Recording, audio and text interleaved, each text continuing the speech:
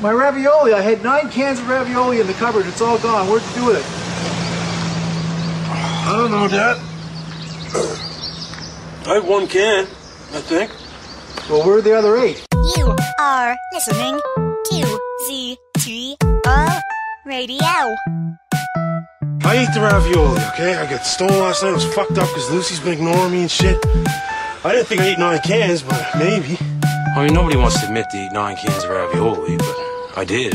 I'm ashamed of myself. But the first can doesn't count, and then you get to the second, and then the third, and fourth and fifth. I think I burned with the blowtorch, and then I just kept eating. I'm sorry.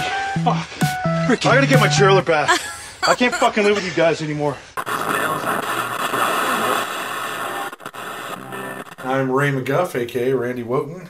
I'm 34 years old, and I hate everything about the generation that's coming up behind me. What do I mean by that? Why do I hate this other generation? It's quite simple, ladies and gentlemen, quite simple. I don't know what the fuck they're talking about. Fetty wap, fetty wap, fetty wap, fetty wap, waka flocka flame, Glock in my Rari. Glock in my Rari. My Rari. My Rari. Waka flocka flame. My grandparents are giving me a lot of shit lately. And I said, oh, they are? Well, that's terrible. Mine are all fucking dead. Imagine that. Imagine having that to deal with. Oh, I'd like to get some wisdom from my dear old grandparents. They're fucking dead. Cherish them. Fuck. I hate everything about the generation that's coming up behind me. You know, they're submerged in this technology. I like technology, but, you know, honestly, I wish I could go back in time and talk to my 13-year-old self. You know, I'd say, hey, you know what? I've got this phone that's like basically a computer where I can go Google right now, great big fat floppy natural tits on Google and check that out. There's nothing like it. And I feel like I owe it to my 13-year-old self to do that. So I'm constantly Googling great big floppy natural tits on my phone, which made me have to get a virus protector for my phone, but still. I saw recently that there were people trapped in an airport, and just so happened, you know, that the cast of the Lion King musical was in the airport as well, stuck. Mm-hmm. Guess what they decided to do? What? Just fucking do the musical right there in the airport.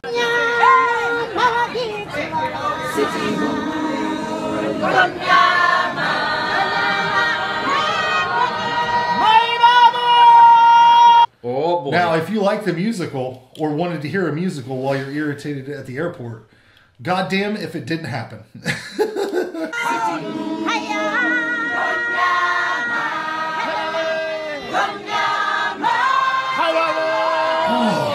Stop! No, you will stop. You will stop. Stifle yourself. Where does the wonder in you come out? And you're just like, you want to like feel like you're a kid again, and like in the movies. You're like in the movies where people break out in song and dance. And I don't need that. I have enough fun just living my life.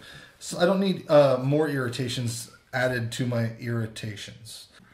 If that ever happened to you, yeah, don't get mad. Don't yell back. Don't just yell sing a different music. Sing something else. Like while they're singing. Somebody once told me the world was kind of lonely. How's it go? What's the words to that? I don't know. I ain't the sharpest tool in the shed. that might be it. Anyways, I know the chorus. Yeah. Hey now, you're an all-star. Get your game on. Go play. Is it hey or play? I don't know. I thought it was like... No, that was after it. Mm-hmm. All that glitters is gold. Something like that. Only shooting stars. Oh man, break dude, the this is totally whacked out and out of nowhere. But what's that one song? I always hear it in stores and I get excited. Walking on the Sun. No, it's Spin Doctors. How's the part go? He does like a scat in it. Oh my god, if I can remember it, I'll do it. God damn it. How about this? How about this? I'll just play the thing I'm trying to think of right here so we can move on with our lives. Here's the thing I'm trying to fucking think of. Boom.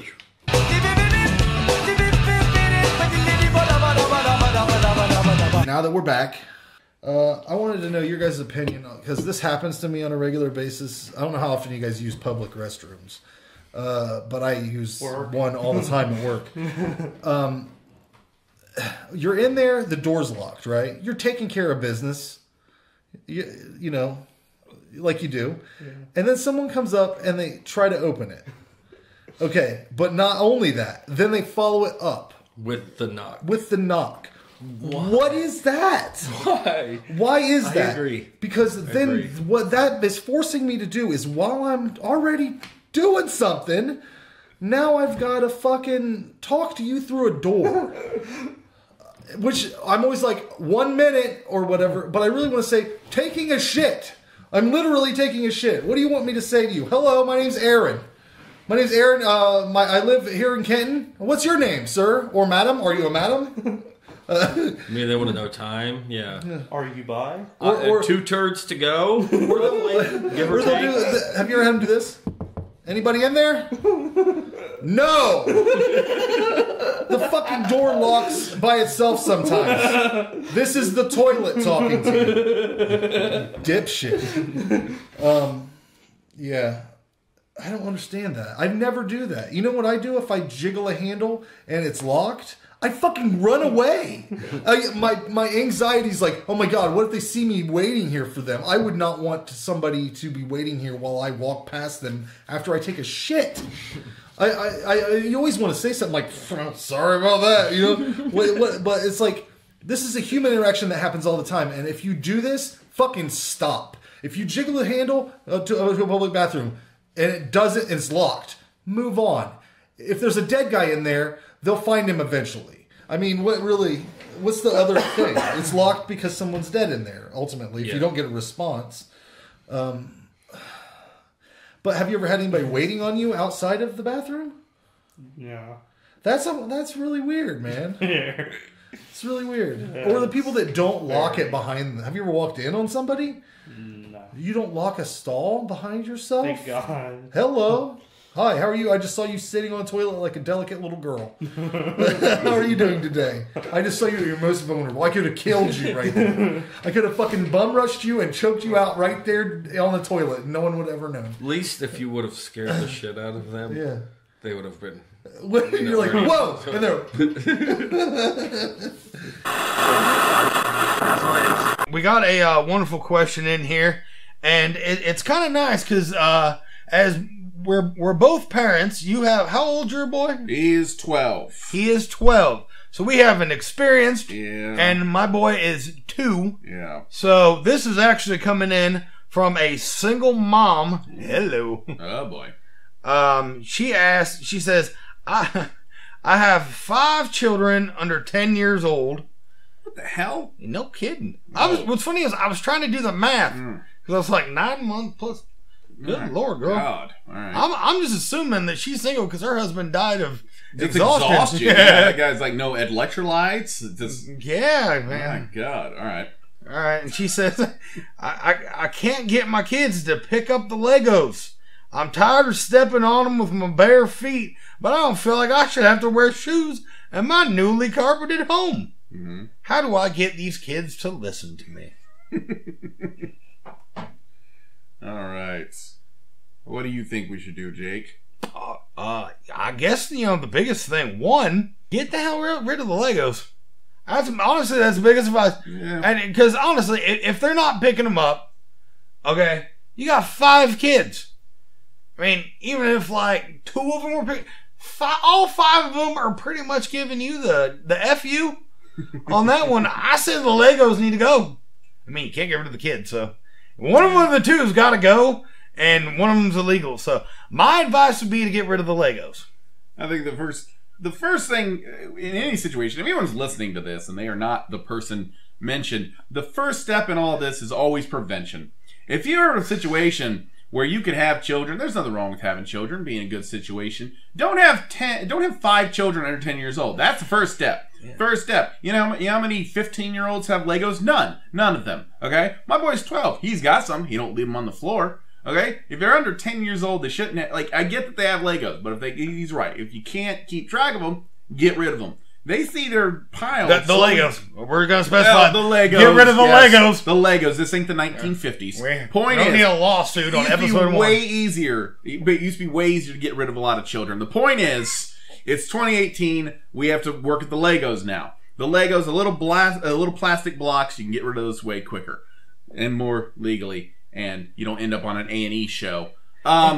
But if anything, just take them away from them for a while. Take them away. I mean, you don't necessarily got to throw them out with Thursday's trash. Those are expensive. Yeah, no kidding. My God, now, like, remember when we grew up, when you could get like the big box full of Legos for like $6? About $6. I got a bucket. Now it's like $50 because you're building the ship from Star Wars. And it's like 180,000 pieces. I was gonna say, where are you only getting it for $50? I don't know. Shopping at the wrong store. Crack house. Crap. Point is, I'm just saying, the rock bottom prices. Sure, it may be a knockoff from China. The point is, it's a ship, and it costs a lot of money relatively. It's just ridiculous. But yeah, if you're stumbling over that stuff, you need to get rid of them, or at least hold them up, just so they learn the lesson. That's all I'm gonna say.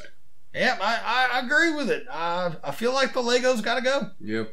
At least for a while. Legos first. You gotta lay the foot down. Legos first, then the kids. But yes. Legos first. Yes. It's a warning shot. But seriously though, girl, 5 kids under 10. Yeah. In all honesty, I am impressed. Like when when I first read that, I was like, I guarantee that woman drinks. Oh, it has to. Oh my God! 5 kids. Like, okay, first of all, let's call it what it is. First of all, 3 of them are the result of drinking. Let's call that what it is. Statistically, 3 of them are the result of her drinking in the first place. Because no one at that point has 2 or 3 children and goes, I'm gonna keep going. No one does it consciously. You know, like I think it'd be a good idea. Now, mind you, you're kind of screwed. But to anybody else out here listening to this, wait till they get old enough, like after the terrible 2s, before you have another one. Yeah. Just so you can see kind of where you're going. Stagger them. What I would do is stagger them so that the older kid can start cleaning up for the smaller kid. And just stagger them up that way. That's true. So at the very least, you might have to clean up after the first one. Maybe. But then after that, they'll just sort of police themselves, make it a little Fight Club type thing, let them work themselves out. It was the other day, I was like hanging out outside of a gas station, which is probably my first mistake, and I'm just like, and this dude just walks up to me out of nowhere, and he was just like, do you see the horizon? And I was like, yeah, dude, I see the horizon. What's going on? He's like, the horizon is ever expanding. You keep going toward the horizon, and this is how you live your life. Okay? Always in pursuit of something new. I was like, holy shit, dude, yeah, absolutely. That's exactly how I'm going to live my life. And then in the next breath, he was just like, if you ever run out of semen, you can have more semen if you just take vitamin C. I don't know that I've ever run out of semen, you know? Like, it's never been like a situation where I'm like, there's not enough of this here at all. But now I know if I ever find myself in some kind of bukkake emergency, I don't know what happens. I'm not going to judge, you know? I can just get one of those beer helmets, put orange juice on one side, pineapple juice on the other, a pocket full of Flintstone vitamins, and I can just slam it up like the second coming of Vigo the Carpathian. You guys know what I'm talking about? Whoa. Ghostbusters 2, that's what I'm talking about. Yeah, I was told to call up there about firewood. Yeah, I was told to call up and ask for Susan to get a load of firewood. This is Rite Aid. We don't sell firewood. Well, somebody gave me the number up there to call up and ask for you to get a load of firewood. We don't have firewood. You don't carry, that, timber? No, we do not. You don't personally deal with lumber? No, we don't. But you personally don't deal with lumber and wood? No. Well, I'd like to come and pick some up if I could get the number to the location. This is a drugstore. Drugs? I don't want no drugs. No. This is Rite Aid, a drugstore. But I was told there would be a good firewood in the... Bring it on! Stromboli. Stromboli.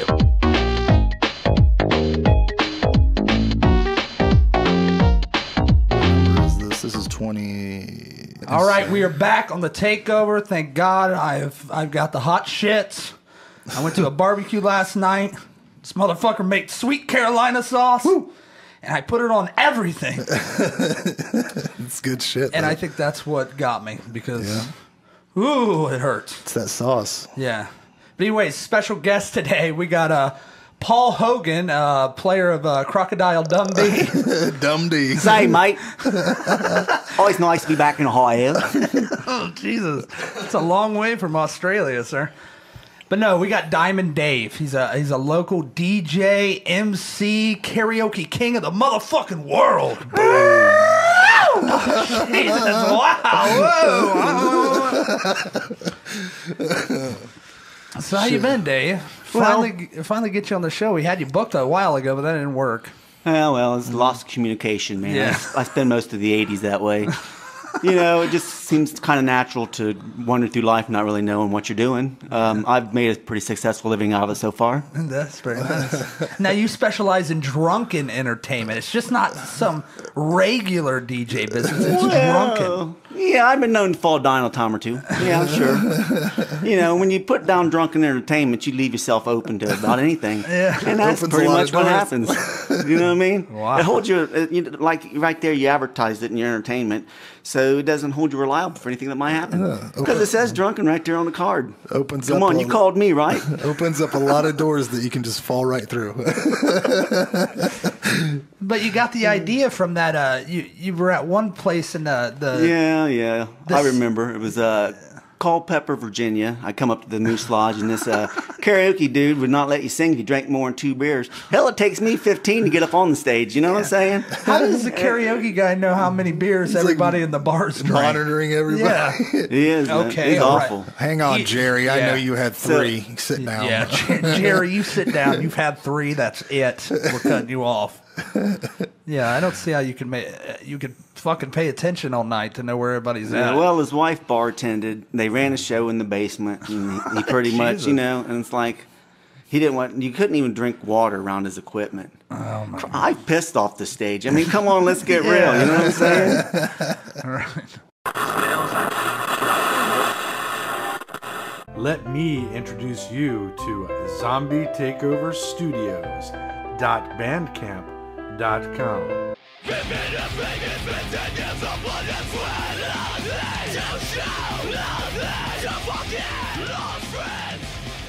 Zombie Takeover Studios.bandcamp.com is the only place you'll hear filthy, outlandish bullshit like this. The only difference between Elvis Costello and what's that one dude's name? Oh, fuck. Elvis Presley. No, the guy that sings the Toy Story songs. Fucking Randy Newman. Yeah, the only difference is like Randy Newman is like Elvis Costello after he got hit in the back of the head with a brick. Podcasts. What's a podcast? You mean like a radio or a TV show or radio show or something? What's a podcast? Remember that weird Indian guy kept buying me fucking shots all night? And he would come up and rub your shoulders. Yeah, I call him John Little Weasel. I thought he was good friends with you, but he just can't. You're like, He bought me like a peppermint patty shot, and then I was like, he bought me like 4 in a row. Yeah. I do think he was trying to do me. I am pretty handsome. I think he was trying to get you into that restroom, that one restroom that's in there.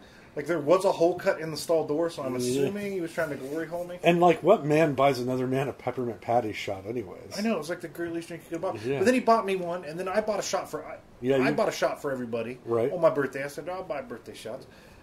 And then he bought me another one. Yeah. And then he kept coming up and talking to me. He kept rubbing my fucking shoulder. Rubbing your shoulders? Yeah. He was Indian, wasn't he? Yeah, he was Native Indian. American. Not Indian, he was Native American. He was Native American. And the last one we found him. Maybe he just, wanted to be part of our tribe. At Zombie Takeover Studios.bandcamp.com, You'll find all the rudest, rawest, underground comedy from all around Ohio, with free full-length comedy albums available for download. Feel like supporting our efforts at ZTOTV and beyond? Go to zombietakeoverstudios.bandcamp.com, download some original content, and drop us a few dollars on any one of our Name Your Price selections. You can follow ZTOTV on Facebook at ZTOTV and on Twitter at ZTOTV_official. Scott has all of his father's old Playboy magazines. And Penthouse. And he was saying how he didn't know what exactly to do with them. Like if you could sell them or where you would sell them or who you would sell them to. Who I'm selling them to would be the part I would be worried about. Some like rich collector. Yeah, that's who it would have to be. Yeah, that would be good. But I said that what he should do is free them to the wild, put them in the woods like any good-natured person would, so the children can find them. That's probably not a thing that happens anymore, that you just find porn like we did when we were children. And with how old all this stuff is, you could probably subtly bring back the bush. Like it might start being cool again. That might even be a thing, man. Ladies were growing out their armpit hair not too long ago as a fashion statement and dyeing it. Yeah, well, that's ridiculous. So, yeah. But you said you were the beneficiary of finding a box of porn one time. Country kids, man. We were walking along the road. There was a box of porn. Probably about 6 or 7 magazines, I'm thinking. Yeah. One of them was a comic book, which was cool. I wanted to read it, actually. Yeah. But, you only got so much time to look at the porn. Yeah, that's true. Under the weird bridge. Under the weird bridge, yeah, of course. Well, that's what kids do. It's like a natural thing. It is. It really is. I'm pretty sure I seen some of that. Yeah. What bridge was it again? We did live within the vicinity that if you would have went down under the bridge and found porn, it was probably the same porn. Yeah. My country kids. Backstory for that box is either a mother finding her sons or husbands, one of the two. Right. She's very uppity and religious. Doesn't want it and in her house. It's in a box, and she took it out. And she just couldn't take it in her vehicle anymore. She's just like, I can't do this. And it just threw it out. This is ruining our marriage, Jerry! Jerry, this is ruining our marriage! Is this why you don't love me? Because I don't look like these women anymore? Listen, honey, I love your shape just as much as I love their shape. But I love your heart more. Do you think about them while we're making love? Oh, my God. No, of course I fucking don't think of anything. I'm trying to maintain control. I'm trying to fly this plane, goddammit. I'm trying to fly this plane. Are they prettier than I am?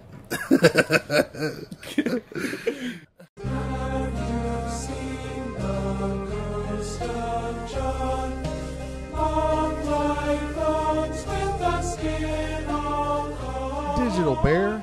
Digital Bear. Was it digital? Digital Bear.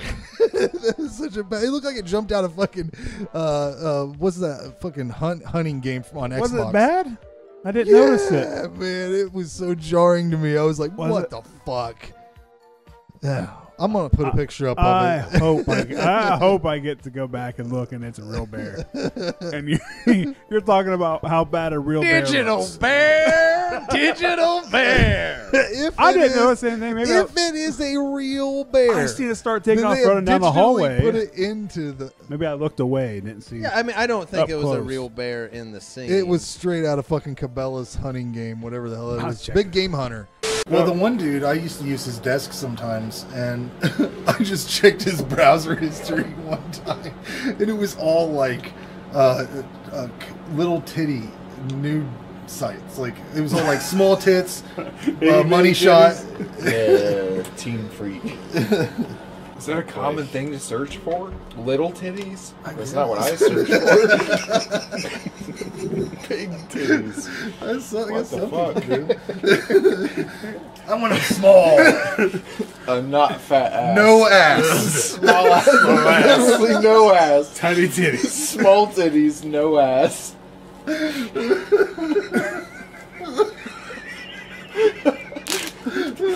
I'm sorry, baby. It's what I like. I think they just bony bitch.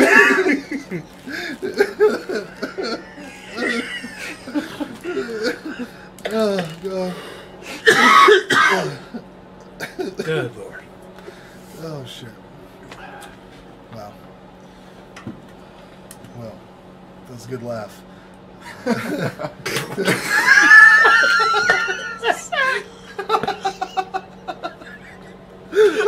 Oh god!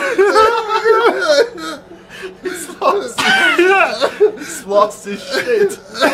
It came out my nose. Are you alright? I thought I was done. I was done laughing. Are you drowning? He's dying. He probably pictured someone Googling small titties. Just going. Fuck. Wouldn't you be inclined to believe this kid when he says he saw the babysitter's head roll down the stairs, especially if you had already extremely, like you had experienced extremely weird shit? I'd go check it out. If I was the kid, though, I would have never been in the basement in the fucking first place. I'm a chicken shit, and survivors never go investigate scenarios. They're never like, what's I swear that I saw the babysitter's head get cut off and roll down the stairs. I swear. With my eyes. But let's just go back down in there. Mountain of the Cannibal God, a.k.a. Slave of the Cannibal God, a.k.a. Primitive Desires, a.k.a. Prisoner of the Cannibal God, a.k.a. Mountain of the Cannibals, a.k.a. La Montanga del Dio. They kept saying Mater. Cannibale. Keep it going. Say get all the languages in there. La Montanga. First time, I'll tell you what, first time I've ever seen a woman insert her finger into her vagina in a non-pornographic movie. Also, first time I've ever seen a representation of bestiality. Yeah, I was really surprised when she started fingering herself until 5 seconds later, they go straight to a guy lifting up the tail of a pig, just going to town on it. Like, oh, that's raised the bar a bit. And then they cut a dick off right after that. Yeah, like the first, what is it? It's an hour, say an hour and 40 minutes. And the first hour and 15 of this movie, I swear to God, it's just them walking through a jungle. Yeah. Arguing. Climbing on rocks. And then all of this happens in the last 25 minutes of the movie. Like, it just goes bananas. It just goes to a whole nother. They're like, these people are actually eating live lizards. You can see these things moving around when they're biting them and shit. There's like 3 or 4 movies that kind of they alternate with being my favorite movie. This is one of them. This is one of the best slashers ever made. I give it 10. I hated it. I didn't like it at all. What? Oh god. There were things about it I liked. I want to go through the things about it that I liked. The special effects, when they came, they looked good. I really liked the fact that Cropsy had a headquarters. What? A headquarters, as I call it. Because I feel like I love that term. Oh, this is Cropsy headquarters. I feel like I've seen a lot of movies cabin? where there's a killer spooking around in the woods. So people are in a tent, they come out, the killer kills him, goes back to the woods. You don't really know what he's doing out there. Maybe he's sleeping in a bush. Right. Nobody knows, but he had like a roof over his head to stay and to plan. It's nice to know that he had a place to go. So things look good. That skull in the beginning looked amazing. The skull candle that they first burned Cropsy with. I think that was the coolest looking thing in the movie. That's where it drops off for me. See, we got a youth perspective here. It definitely has to be a generation gap because definitely no, it's not. It's not about generation, but I am aware that something is wrong with you. No, nothing's wrong with me. You take one of the greatest slashers ever made, like just. I can understand almost unanimous. The way that it just the I've way that given it this a lot of thought. No one's gonna like me after I say this. No one at all. Well, nobody's gonna. But okay, so like I took it in chronological order. There's the skull candle that burns Cropsy. You see Cropsy get burned, and he runs to the creek or whatever and extinguishes himself. He's in the hospital for a while, and he gets out and he kills a prostitute, stabs her in the stomach. That all had to happen within like 5 minutes of the movie. I checked the time between that shit and the next kill, and it was like at the 49-minute mark. There is a lot of like bullshit. 45 minutes of kids just talking about. Like I said, it don't pick up to the third act, but I was annoyed. If you don't have fun with this cast, I don't know. I wasn't. I did not have fun. I was annoyed. As far as slashers go, this is by far one of the best casts out there. Jason Alexander, fuck him. I don't care. I was annoyed with every single person in this movie. He's off. He's never coming. This guy's never coming back on the show again. It was 45 minutes of kids talking about titty magazines. That's and what an 80s lubricated slasher condoms. is. I read somewhere online a review that said if you didn't fall in love with this in the 80s in junior high, you might not appreciate it. Maybe it's something with that. I feel like you it said is, it but- earlier though. You said you thought that Summer of '84 was going to be an '80s kind like this kind of movie. Yeah. And like, do you just not like if a movie looks or feels too '80s, you're like, ugh. No, absolutely not. I can Okay. go further back than Okay. 80s. I'm totally fine with that. I felt like the pacing was wrong. I found myself yawning and looking at the clock after 45 minutes of the first intro thing. Like, when is something going to happen? Like, I get if you like it. If you like the titty magazine, the lubricated condom, like, backstory for 45 minutes, but I like 50 minutes in, I was looking at it like, when is something going to happen? Like, it's been a while. Summer camp movie. I mean, fuck. You know, this is how much that I like summer camp movies. I'm not into them. When they walk out in the morning, when she goes to take a shower, and she has her towel, and she's just walking out to the showers. I took note of the fucking birds, hearing the birds chirping, and what a good feeling. This makes you feel like absolutely like you're there at a summer camp. Like, this is camp slashers. See, is my I didn't spend much time at summer camp. I went. I got Well, I sick. never I went went to- no, home fuck it. early. That's not about. This guy over here has spent a lot of time in summer camps It's in the not 80s. about. No, it's not in about the that. movies.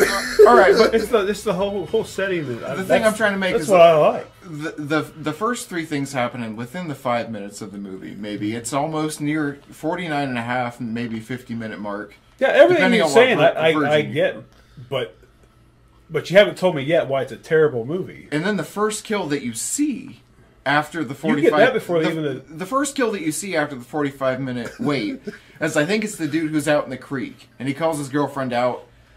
They touch a little bit, and she's like, I don't want to do this. He's like, get the fuck out of my None of face. them want to do it. Yeah, no, so she leaves, but the kill that you see after... It's going to be real good, baby. I promise. It's Yeah. real good. After 50 minutes of waiting for the next kill, it looks like they dip the shears in, like, Caro syrup and just drag it across her throat. For that to be the first kill that I saw after 50 minutes of waiting was not impressive.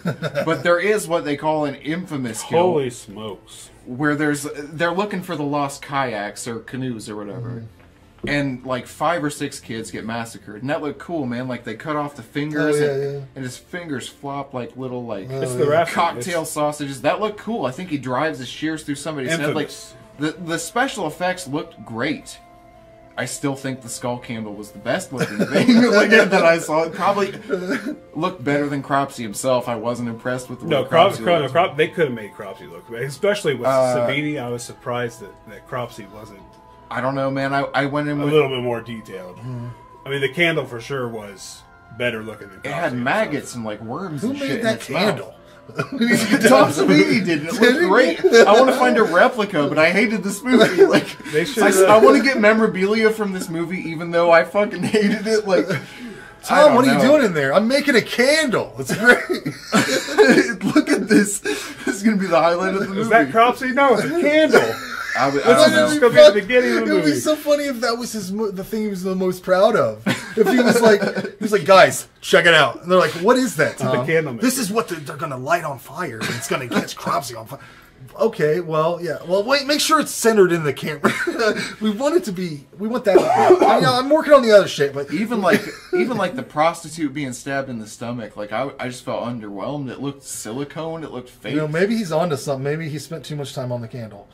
I didn't like it. What did you give it though out of 10? I'm gonna give it a 4. I just did not like it. Despite what this guy said, this is The Burning is a approved movie. He's using that badge. Again, man. if think about it, if you like slashers, you like camp slashers, this is one of the best made. Think about it, though. If you haven't seen The Burning yet, be sure to check it out. I want you to picture this. I'm at a 4. If I go lower, I'm at a 3, 2, 1, and 0. There's I'm disappointed. 4 grades lower I could have gone. I'm about halfway up the scale. It's He's not almost terrible. Some people don't. Some people don't like it, and some people won't even give it a chance because they think it's a Friday the 13th ripoff. I went into it with a totally open mind, and man, it just bored me. Throw a steak up there, Frank. Make it sizzle.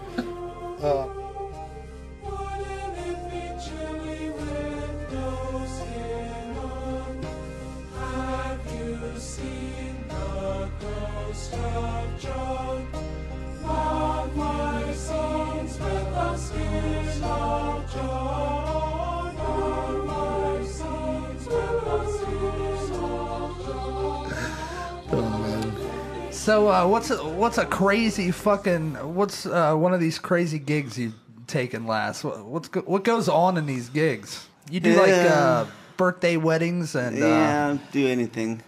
I'm actually doing a show right here in Kenton at the water park on next Saturday, the 28th. The splash pad thing? Well, I'm running sound for what I believe is going to be a Christian band. They're going to come and play through my equipment. I'm just going to be up there running lights and my outdoor sound and Jesus, stuff. they should burst into flames then once they plug into your stuff. I don't know. They got some pretty high-tech equipment themselves. Sure compliments to the church, I'm sure. Oh. Our tax dollar take care of that. Oh, absolutely. Christ. You walk in you see these churches, they look like P. Diddy lives in these fucking things. You know what I mean? Yeah. Jesus Christ. Give me a little something. So, Frank, we went to a fucking awesome little, the Platinum Club this last week. Yeah, Platinum Ultra. I was a little skeptical. I didn't know what was going to go on, but these comedians fucking rocked my life. They did. They did a really fucking good job. Yeah, comedian Leah and Stephen G or just Stephen G, I guess. He was a bad motherfucker. He made me not even want to laugh anymore by the end of the night. Yeah, after 25 minutes or so. How long did he play? Oh man, he went on for like 45 minutes or something. Yeah, like at least by half an hour I couldn't laugh anymore. It was just hurt. Oh my god! I mean, when he came Nothing out like and a said, good gut buster. Yeah. When he said he was at the wedding where the kid came out with the ring on a couch cushion, I lost it. Oh, I'll tell you what. The funniest part of the night was when we just got there, and this is I'll say a little blackish bar. Black, it's nothing wrong with that. I'm just saying it's more a black club, And this voluptuous, beautiful woman, which looks kind of like the main comedian we had there that night, comes this is before the show I like starts. where this story's going. And me and Frank are back there by the stage, and she comes walking to do something else, and Frank's like, "Whoa, here's the talent." And then somebody's like, "That's the bartender." Oh yeah, well, I couldn't stop laughing for fucking. He thought about it later and started laughing again. Yeah. What do you do? I mean, I didn't know. She was talented though, She was right? talented. I'm sure she has her things she does. But So where did you guys go off and travel to where you got to see this comedy club at? It's just in Lima. Oh yeah. Yeah, the Platinum Ultra Lounge. They're up on Main Street. Yeah. But it was a good time, bad as fuck. I had a great time. If more people would have came out, it would have been. Yeah, cooler. although by the time that Steven got up there, it was half the room was right. fucking Yeah. go. But let's take a call real quick. We got lots of calls. I see the fucking lights blinking like a motherfucker here. Right it's under going the keyboard nuts. there. Yeah, so let's get a call. Caller, you are on the line. We're here with Diamond motherfucking Dave. What'd you do? Well. Look who we got here. Diamond Dave. You don't talk about Diamond Dave. Yeah, he's here, right here. I know about you. Uh-oh. Sounds like You he's think in a you're some sort forest. of rapper or something? You think you can come around different locations here in Harlan County, just rap all you want, just rap like you're some sort of black colored man. But you're not. You're not. That's all there is to it. I ain't got nothing more to say than that. But I see you around some of these different venues and different locations drinking alcohols. And it's just howling at the moon like some sort of damn banshee. I can't have that. I can't have that. All right. I can't. He's who he is, and that's the way it's going to be, all right? Deal with it. Yeah, deal with it. But if you do want to hear a little rap, here you go, Dave, hit it! All right, I'm tearing up pussy everywhere I go. I'm motherfucking Diamond Dave, so what's up, ho? You wanna get fucked by a dick that tangles? You drop your funky jaw straight down to your ankles. Point that old ass in my direction. A little safe-sex PD inspection. You know I'm macking hoes like Charles Bronson, but I'm Monroe. You better ride your Johnson. Just in case, I hope you're on the pill, cause I've been known to ride a pussy like Bad Boy Bill. Just in case, I hate to play the stakes, but nothing all up in your shit if my rubber breaks. I said, hey, what's up with that coffee? Oh, bitch, I think I'm gonna go jack off. Oh my God, Jesus. Yeah. Well, we never said it was intended for children, but it might be on the top 40 next week. I bet. iTunes. One of the realities of life is whenever something becomes popular, there will be no shortage of knockoffs, variants, and other things trying to attach itself to try and make a buck by proxy. Transformers had the GoBots and Rock Lords, Teenage Mutant Ninja Turtles had Biker Mice from Mars, Stone Protectors, Battletoads, and what have you. And in the late 90s, nothing was hotter than professional wrestling. So of course, a lot of people had to come along and try to attach that popularity to things that weren't necessarily professional wrestling themselves. The result was non-wrestling shows using wrestling themes. And in this special episode of Exploder, we're going to look at one such thing I call wrestling-like. It's going to be Rollerjam. Rollerjam was a creation of Ross K. Bagwell and Stephen Land of Pageboy Entertainment. They pitched the idea to TNN, then the Nashville Network, in 1998. The company would later become the National Network, bring in WWE programming and ECW programming. TNN liked the idea, but they wanted it done by Christmas of that year. So that gave them 7 months to build a league, a track, use a soundstage, cast, and put a show on the air that was good enough for the network. But then again, considering up to that point, the network was mostly Dukes of Hazzard reruns, I don't think the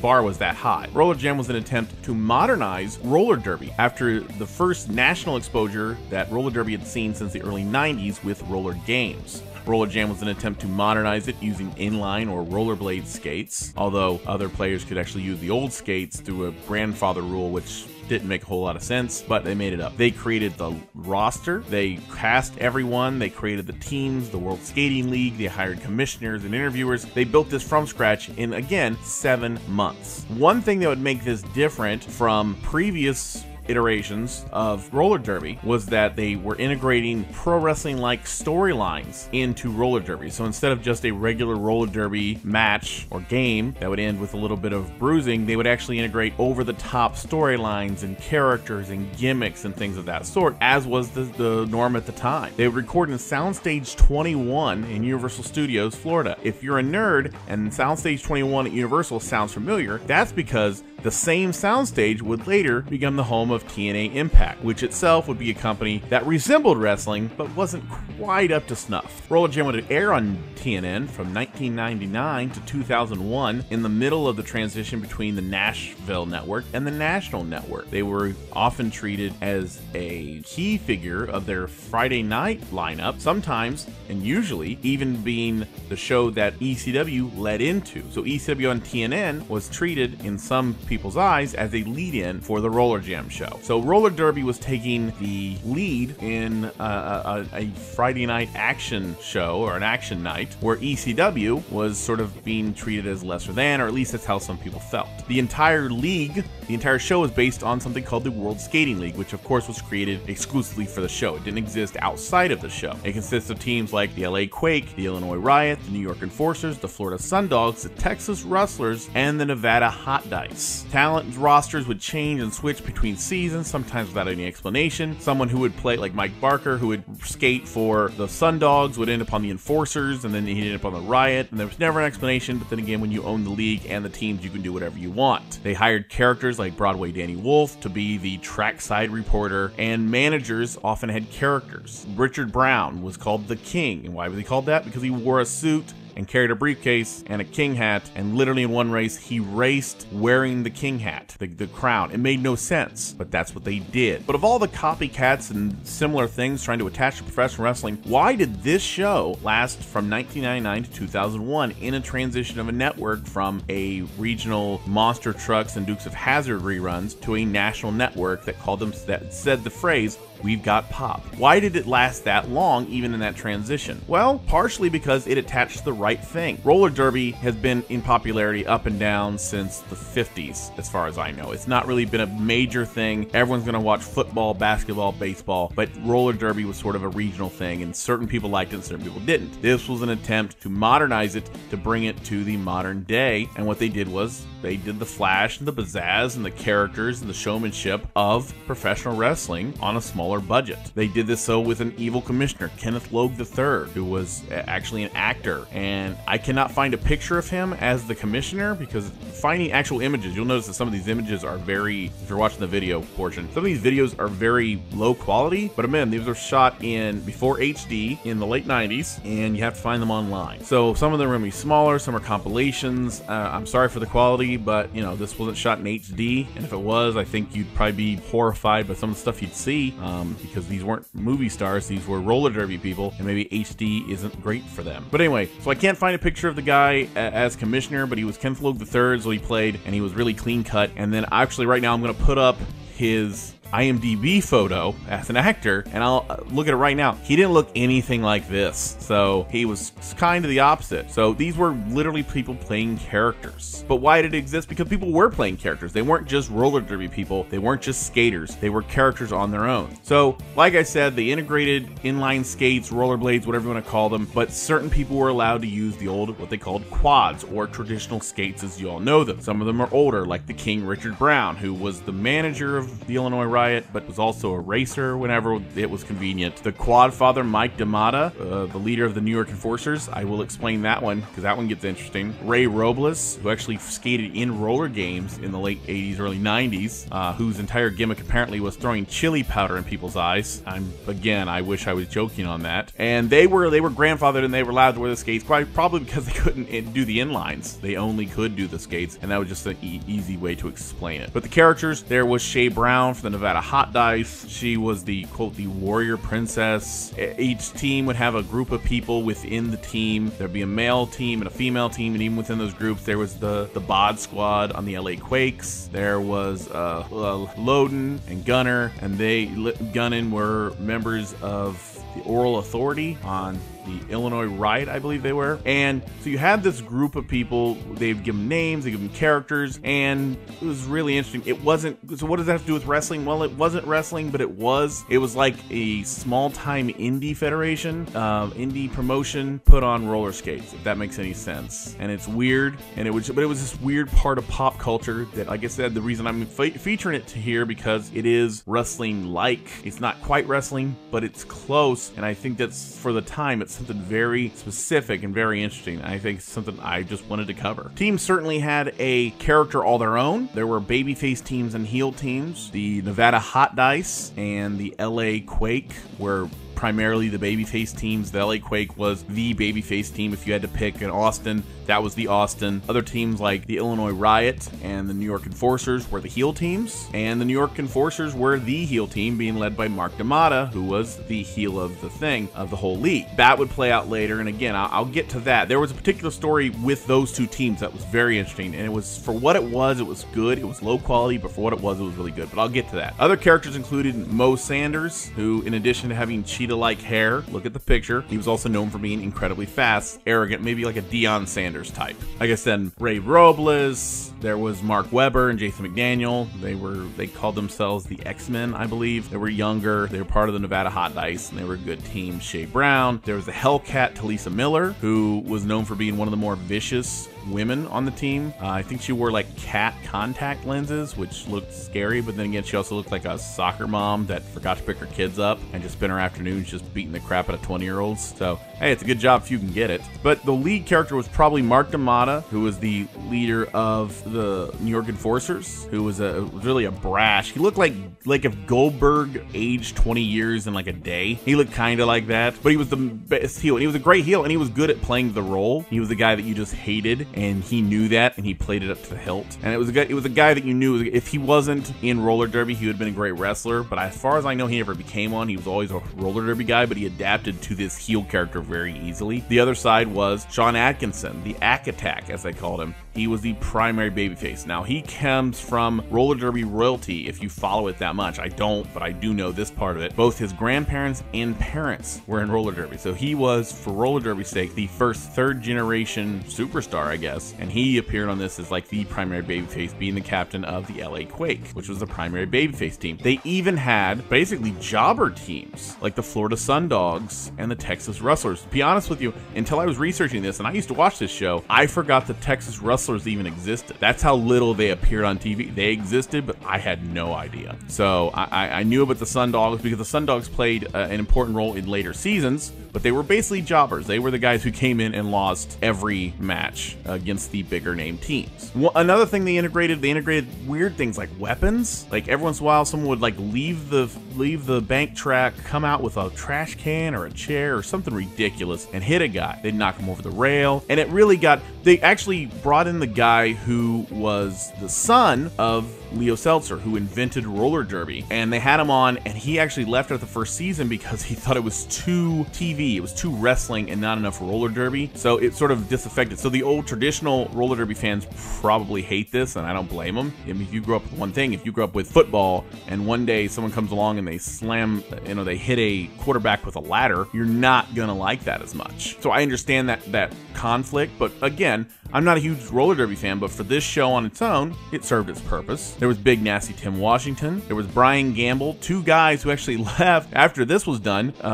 Tim Washington ended up working on American Gladiators. Well, he was in American Gladiators before this, and then he ended up on Wrestlejam. Brian Gamble went the other way. Brian Gamble he was a competitor on American Gladiators, went to Wrestlejam, and then after it became a pro wrestler, being trained by Dory Funk Jr. of all people. And he was a jobber in both the WWE and TNA. So there was right there is two guys who go from Wrestlejam to professional wrestling in a very unique way. That's a weird pipeline, but it makes sense if you think about it. Other characters would be sort of this nondescript guy named Mike Barker, who the whole gimmick ended up being almost this jobber type because he skated, I'm pretty sure, for almost every team. Sometimes in the middle of a season. He would skate for the Sundogs, he'd on the Enforcers, he was on the Hot Dice for a game or two. His whole thing was he never found a team, so he was always playing a team. It could have just been an extra thing, but they turned it into a character. Eric Slopey, that they called Slope Dog, known for his speed, but also, as they told it, he was actually a high school student in the local area, and he skated there on weekends or something, like when they would film, and then he would go back to high school. Like, he had braces. Like, if that tells you, he had braces doing this, so he was actually pretty young.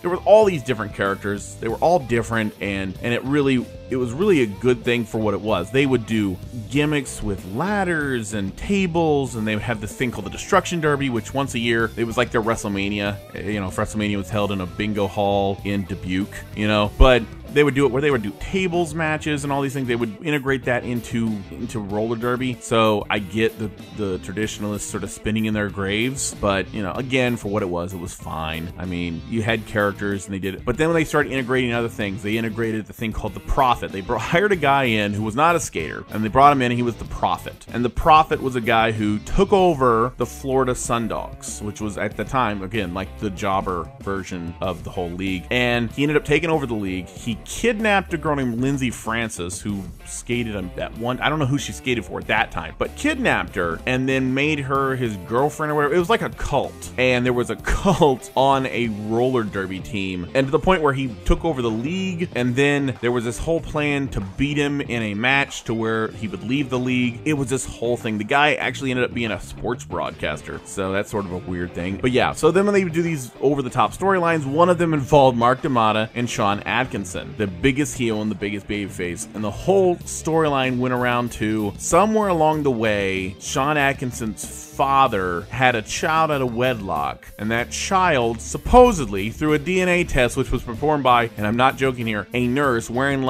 almost like a naughty nurse outfit. Like, it was the most over-the-top ridiculous thing I ever saw. Like they went to a Halloween shop, picked up the sluttiest thing they could find, and acted like she was a real nurse. And the DNA test found that Sean Atkinson and Mark D'Amata were siblings. So Sean Atkinson falls for this eventually, and realizing this is his brother that he never knew, that he hated up to this moment, joins him on the New York Enforcers and helps him defeat, I think this was the Prophet, helps him defeat the Prophet, and the whole storyline ended up with, this was Mark D'Amato, and then Mark D'Amato explains that he paid off the DNA sample, or he paid off the person taking the DNA test, including the slutty nurse, to get Sean Atkinson to believe his brother so that he could win ownership of the New York Enforcers. So like theoretically he was the captain of the New York Enforcers, but this whole drawn out storyline that went almost the entire season was to win ownership of a roller derby team inside a fake league on a television show. That's the kind of wrestling they were doing in the middle of roller derby, and that was the weird stuff. The final angle, the final story was was about Lisa Seltzer, who again was not Lisa Seltzer, is not anyone related to Leo Seltzer, who created roller derby, but a actress who was coming in to create a all-star team that was going to go skate in the roller derby world championships. By the way, something that does not exist, and that she was going to handpick skaters from the World Skating League to go on this tour. And the whole angle was around players on teams even competing against each other to get the eye of this Lisa Seltzer, who just showed up one day in the crowd. So that angle never was finished because they actually got canceled in 2001 before they could finish it. So you have this thing where they're going to build toward this angle. Where it was going to go, I don't know. And then it just disappeared. I mean, it was like watching a bunch of angles from TNA, because you know there's a finish. You know someone probably wrote one, and then you never see it. And in this one, we actually wanted to see it, so it was weird that we didn't. So yeah. So again, how did this translate to pro wrestling? It translated to pro wrestling because it was like wrestling, but it wasn't. It was something where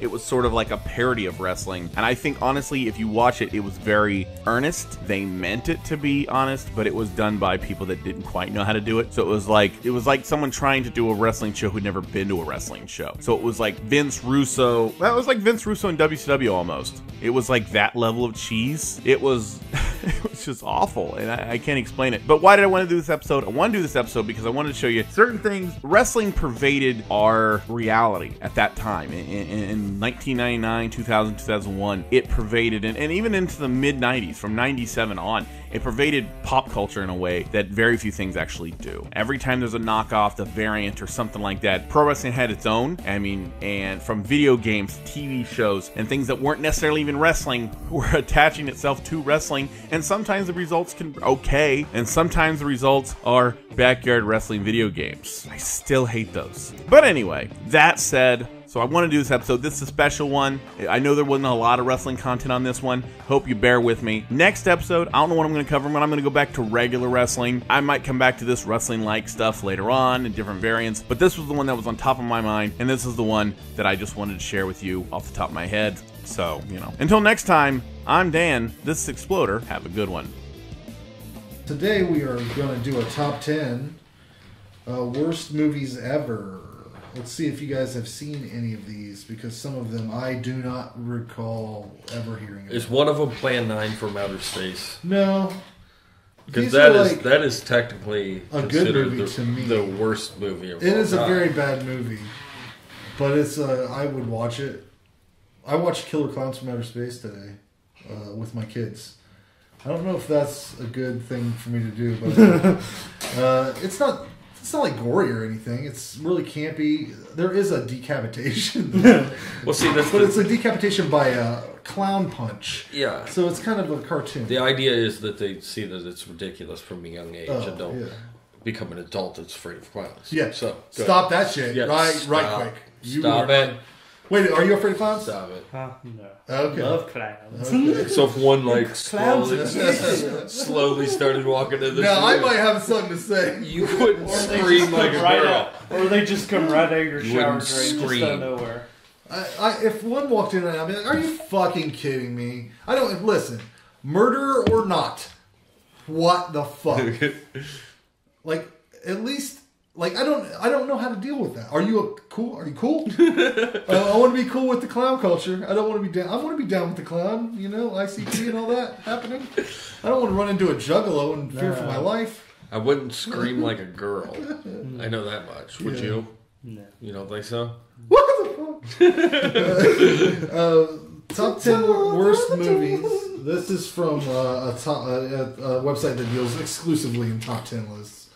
Number 10 is called Fred the Movie. I don't know if you've seen this or heard of this before, but I've never heard of it. Is it the one where the kid's got that high pitch? I can tell you what the movie is about. I bet you know everything about it, don't you? This is probably your age range. I know it was based on YouTube or something. This is the story of Fred as he goes through a weekend trying to find how to get Judy to fall in love with him. He has to deal with Kevin bullying him and various problems trying to get Judy to come over to his house.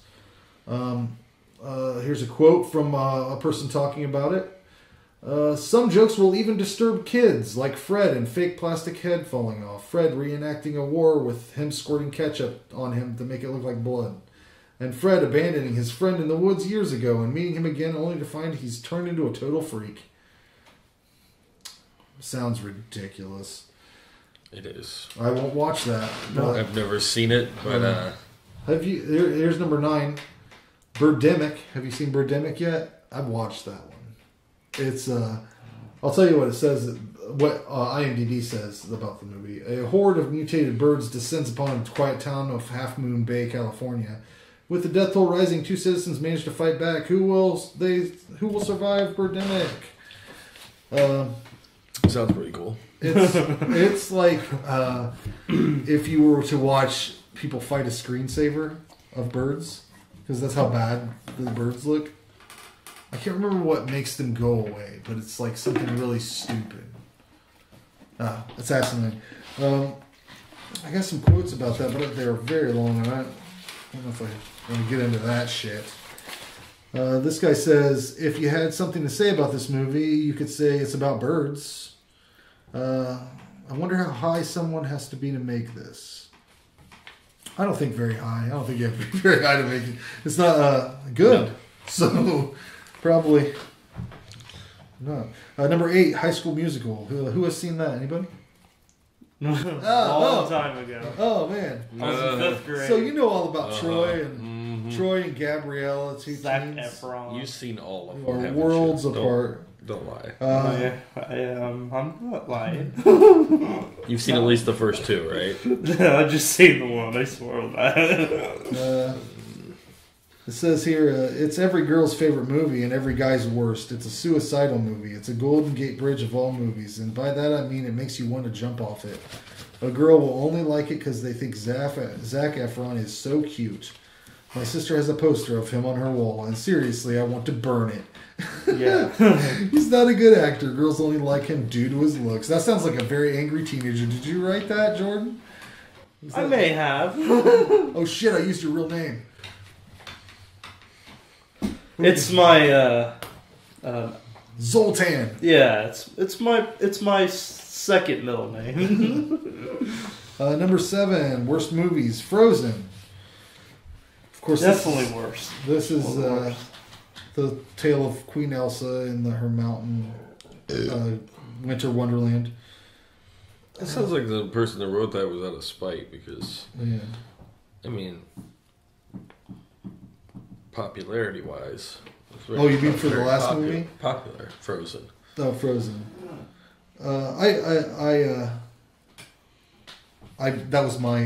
That was me shortening up this. Why would they put a movie on there that brings joy to well, I can tell you what some people said about it. I enjoyed it when I first watched it, but the charm quickly wears off. If I hear somebody sing Let It Go one more time, I'm going to bury my head in the ground. It is ridiculous. So the song is one part of it, because any parent, like my kids didn't go crazy over it, so I didn't have that problem. I watched it once with them, and they're like, it's a cartoon movie. But some parents who had little girls that were like obsessed with it had to hear that shit constantly. This person says, same Disney crap. A princess singing, a bad guy. It's getting old. Well, I feel like the reviews on those should be from children. There was a bunch of reviews. Number 6, Food Fight. This is an animated movie too.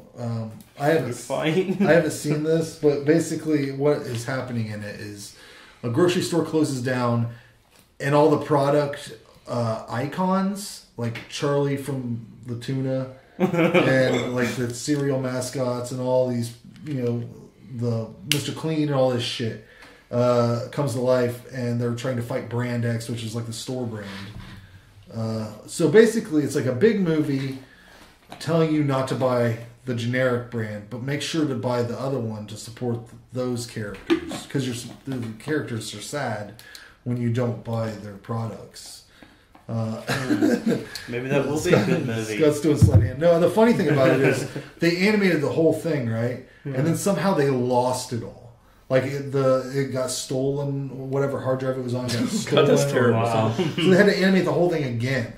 And like you would think it would be a big blockbuster animated movie, but if you look this shit up online, just looking at the stills from the movie are horrible. It's the worst CGI you've ever seen. But it's got like Charlie Sheen, Christopher Lloyd, Catherine Zeta-Jones, all these big names. Christopher Lloyd's still alive. But oh yeah, most certainly.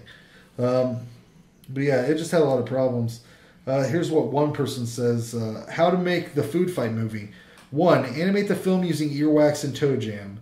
2. Don't even write a script and have the voice actors say whatever comes to mind while the characters randomly move their mouths. 3. Make every character look like something from your worst nightmare. 4. Have each person be either annoying or unlikable so the audience hates it more. 4. Look in your kitchen and work every food mascot into the film. Yeah, that's basically it from what I heard. I heard a lot of background on that. Number 5, I can't agree with. It's the Garbage Pail Kids movie, and I love that. I don't know if you guys have watched that. Why would that be on there? It's the Garbage Pail Kids. I hear that a lot on YouTube that people say that is like one of the worst movies. Oh, it's I've never not, seen it. Don't get me wrong. It's not like going to blow you away with special effects or anything, but it's a campy little. It's the only fucking Garbage Pail Kids movie we have, and I'll tell you what. I feel the same way about it as I do the He-Man movie and the Super Mario Brothers movie. That's all we got. I like Enjoy Super it. Mario At least we have Brothers that. Even the My Pet Monster movie, which is atrocious. That one guy's Luigi, whatever. What is his name? What is his name? You mean Johnny Legs? John Leguizamo? Yeah, I don't. Yeah. I don't know. Remember the guy who played Mario? He was a fat fuck. That's all I know of him. Oh god, this guy, the only person I pulled a quote with it's just a guy bitching that Frozen was on this list at all. Why didn't I pull one that was related to Garbage Pail Kids? Number 4 is The Last Airbender. I don't know if you guys have watched that, but it's an M. Night Shyamalan adaptation of the Nickelodeon cartoon. Avatar, is that one? Yeah. I've only seen the cartoon, never seen the movies. Yeah, it's something else. This person says, first off, I was never a fan of the TV show, but I respected it enough to see this movie. Second, this movie is an insult to the entire movie industry. I heard it was really bad in general. Number 3, I don't agree with either. I still like this movie, Batman and Robin. You talking about with George Clooney? George Clooney, Schwarzenegger, and Uma Thurman. That was good. I like Chris O'Donnell. But people expect too much out of Batman, you know? There was praising those newer ones. I still think that the original ones, all of them. I like the one with Jim Carrey. I like them all. I do too. Uma Thurman, that wasn't the one with Jim Carrey in it, was it? No. Okay. That was Batman Forever. Yes. Val Kilmer. Right. And who cares listen, man, I don't care if Batman has nipples on his suit or not. I don't give a shit. I laughed when I saw it the first time. I laugh every time I see it. They also have a montage where they show a close-up of his ass. It doesn't matter to me. Some people like that. Whatever you want. It's still a funny movie to me, especially all those shitty lines that Schwarzenegger. Number 2. Going to freeze you out.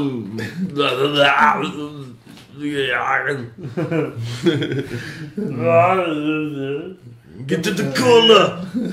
Get in the cooler. Number 2, Twilight. Have you seen this? No. You've seen it? Fuck no. Yeah. We've seen every one of those. The only quote I pulled from anybody was someone who said, I did not actually see this movie. I did have the displeasure of seeing the next 2, which were awful.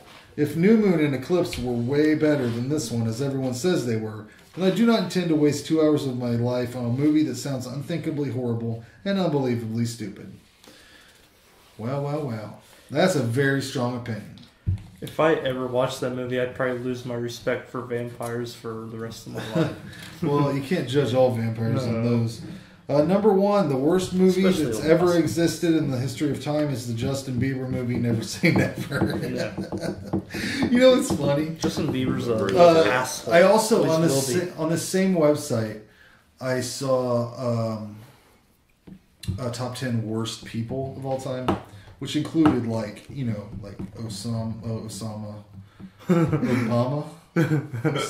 Osama Obama. It's been so long, I forget which one was our president. No, Osama bin Laden. Osama bin Laden. All those people. But it was like Mussolini, all that shit. But Justin Bieber slid in there at like number 7. Like, they thought that Genghis Khan was a little bit better than the Biebs. Babe. This is the worst movie of all time. Worst singer and also worst film. That's what that fella says. This movie is bad, but who in the world put Dark Knight on this list? Oh, that must have been on there in the past. This movie is the most horrible thing I've ever seen in my whole life. In fact, this shouldn't even be called a movie. Oh man, I can't imagine seeing that in a theater. 3D BBs? 3D BBs. It was 3D, man. You get that. BBs making BBs. 3D BBs in the fucking pulls his dick out. I bet that fucking theater has Pull to that be dick so out. Come on. very humid in that theater, I bet. Sultry. God, it smells like puss in here. That's what I wonder whenever you see like a group of women go out to like a strip night at a bar. Have you ever seen that? Like where they'll have like a male review, and then all these women are like, "I'm going out to the male review" or whatever. They always try to have the male room. Bar. But it's like, what's that room smell like? You know, like. One dude is, or like a handful of dudes are in the barely anything, and then there's all these women that are just sopping up the fucking bar stools. Can you smell it? Oh, can you smell it? Musting up the bar stools, musting them up, busting up the bar stools. We're musting up the bar stools, drinking Kool-Aid from a Jesus cup. See you next time. That was a long and burger baskets. Dogs are barking and it's time to go. And the dogs are barking now and it's time to go. Now, so you pull rap, fucking the rap from like the NWA days, Ice Cube. I mix up a lot of stuff. That's right. Mix it all That's together. old Hell, school. I throw stuff in from the '80s and from the Bible. You got to keep it all fucking people wondering. You know what I'm saying? Yeah, I seen that one trailer up on the ZTOTV. Something about 3 sisters that you knew so well. Yeah, I ain't got a story. I just might have to tell about 3 fat sisters I know so well. Wow. It started way back in history, but let's not go there. So who are these 3 sisters? You know? Oh, just Rosie and Festina. Oh Lord. Beans, what are you doing? How you feel? How do I feel? Yeah. I don't know, man. Yeah, me neither. These same old shit's always rolling downhill, isn't it? Yeah. Funny how shit will do just that, roll downhill. And I'm always at the bottom of that hill. It will. I'm tired of being at the bottom of the hill. Right. When can I get Just up a on squirrel top? trying to get a nut. Or my trash. They'll never stay out of my trash, the squirrels. No, they You won't. got it Not, bad. You man. live around where I It's do. awful. It's My dad has crazy. 23 trees in his yard, dude, and squirrels nest in every one of them. It's out of Some this- of them come up and they'll come right up and sit on your lap, but some of them are mean. What? Yeah, my dad's got this 2 baby squirrels. They come up there and sit on them. Hey, man, I seen it in my neighborhood. One came up to me. I thought it was going to come up to me. I had to, go, hey, get the fuck out of here. Oh, my Lord. Yeah, it's scary. They creep me out, man. They're like... They're rats. They're rats that can climb fast. They're rats with fluffy tails. Raccoons are the It's worst, awful. though. You got coons on I this don't side of see no town? raccoons. I have raccoons and fucking weird shit in my neighborhood. Hawks. Like, the Shopes get them, though, I guess, right? Yeah, they're right down the street, so, yeah. Yeah, you must have a lot of coons now. Going crazy. Yeah. Crazy. I'm crazy for growing my hairdo. Oh, Lord. No, I'm sorry, America. Let me apologize for that. Yeah. Very Dimebag Daryl-ish hair. Need a pink you know, goatee. at one point in time, Dimebag used to be called Diamond, but I think he originally started out Dirtbag Daryl, if I'm not mistaken. Oh. Daryl Abbott. May he rest in peace. Yes, absolutely. He just had that bike run they have in Texas. It's like the 6th year or whatever, 7th year. That would be cool to go to. I just listened to like the whole Far Beyond Driven album the other day, and it never goes bad. I'll tell you what, they got if you go on there, Rebel versus Rebel, they got Dimebag Daryl with Pantera teaming up with David Allan Coe doing some Motorhead songs. I've heard that. It's pretty nice, you know, to all you Motorhead fans out there. You know, God bless you all. Yes, very good. Jesus, Spades. I gotta tell you right now, I won't tell. You come right. Yeah, I actually great, ain't it? I felt like that just this morning, man. Oh, what are you doing? No, I actually, I wasn't really into Machine Head. What the fuck? Lemmy. Yeah, Motorhead. And they had Lemmy. They have some documentary called Lemmy, and it was on TV or whatever on VH1 Classics. I'll tell you what, I got the chance to see Motorhead one time at their Roseville, like in 1986. 14 people there, weather bad. Yeah, weather was awful, man. A big storm, but they rocked the show out, and there were like 15 people. So, you know, everybody got the front row seat. Yeah, and, Lemmy don't give a fuck. You don't even Oh, see yeah, you could have people thought out there. you'd have thought there was 50,000. He didn't care. Yeah, that's what makes him Lemmy. Back then, you know, he was drunk, so it was even funner. Yeah. Wild. So football craze is happening. Oh, isn't shit, it? watch Jesus out, Christ. fantasy football. Hey, I want to do a vodcast sometime. Let's do like 4 minutes into it, straight sports. I don't even know if I could do that. I could just make it up. Like, Cecil Fielder, Oil Can Boyd. Yeah, hell, I think he hit a .356 all year this year. Yeah, well, they do that numbers and such. And then Travis Fryman, he backed him up. I think he had like 64 RBIs. Yeah, that's a real Boilermaker. Yeah, I haven't been much of a sports fan here. Yeah, Jesus, I'm so I watched the tired Super of Bowl it. like '78. I don't think I've seen a game since. How many times are they going to watch this game over and over again? I don't know, man. Let's throw something else in. Swords. Throw them out in the 50, There's got to be yard line. something, you know, whatever. I was watching. Damn, I like the idea of that gladiator football. That's the thing I don't understand. I was watching. You know when they revamped fucking American Gladiators, brought it back. Yeah. Hulk Hogan was the host. Oh, I just watched that on YouTube the other day, and it's badass. That fucking game where they're on the slingshot ropes and they're like slam dunking basketballs and shit, and the gladiators are trying to knock them off, or when they try to run up that fucking mountain. That's entertainment. God damn it, that's sports. I remember loving the old Gladiator. I mean, there was dudes on there. You're like, what the? How the fuck did he get like that? He looks just like That's a little HGH. Yeah. Before it was like hitting the sports hardcore, because those dudes were massive. Right, man. God. Yeah, they definitely messed their opponents up, you know. Yeah, they would hit them hard, for sure. No kidding. I've seen it. I used to watch it. But that shit These guys are gets ruthless, canceled, man. and football carries on forever. Yeah.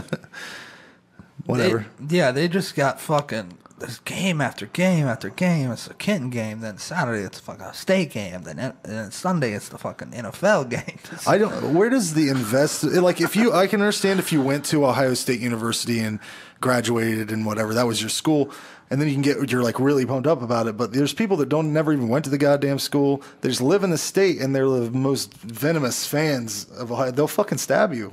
Sports would be a lot cooler if each team from each state could only get players from that state. Yeah. Most of these states you cheer for, the whole fucking team's Mexicans, you crazy fucks. Which It's is nothing wrong ridiculous, with it, man. but they ain't even from your motherfucking state. And then everybody got whenever what was it? LeBron James jumped ship from Cleveland. Is that what it was? Oh yeah. he went Everybody to- shits a brick, but the dude, okay, that's what he does. He was in high school, and somebody said, "Hey, do you want to be in the NBA?" And he's like, "Fuck yeah!" So of course, if somebody goes, "Hey, you're already in the NBA. You want more money?" He'll go, "Fuck yeah!" That's his fucking. And then people bitch at him too for not going to college. But listen, if you were in fucking college and someone came up to you and just gave you the job you were trying to fucking, you would just be like, "Man, wait, I'm gonna wait it out here. I'm gonna learn a few things," and then no. And I'm sure there are people that they're in high school and then or like not even high school. There's probably been kids that were in elementary that got jumped to college because they were so fucking intelligent, and then they whatever go and create an app for the iPhone and they become a millionaire. Why can't I be good at something You like know, that? if I recall, I believe I know a couple girls that were in college that might have got dropped back to grade school, if you know what I'm saying. I assume so. Wow. I don't know about the advancements, but I damn sure can see the deductions. You are listening to ZTO Radio.